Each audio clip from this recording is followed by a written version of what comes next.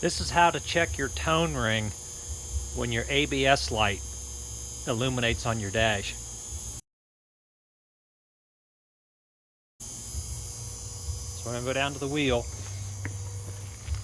and you can look in through the spoke hole.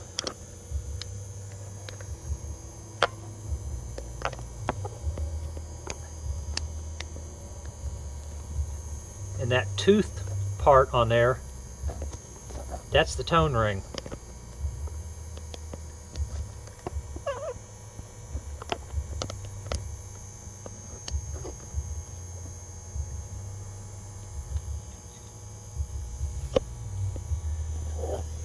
Now I'm going to come in from the wheel, I'm going to come in with a screwdriver.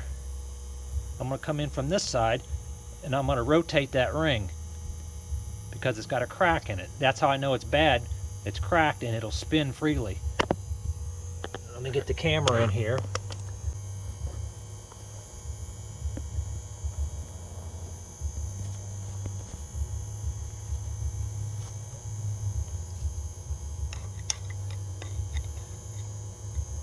I'm coming in with the screwdriver from the other spoke hole.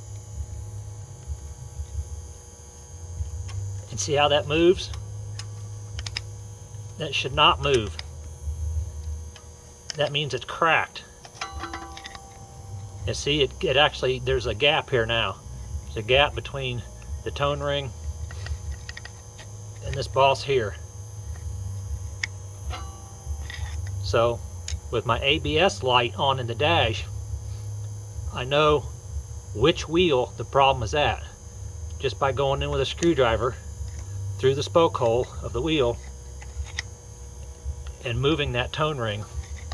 It's a very common problem. These things will get a crack in them, and so they're not press fit on anymore with that crack, and it causes them to move.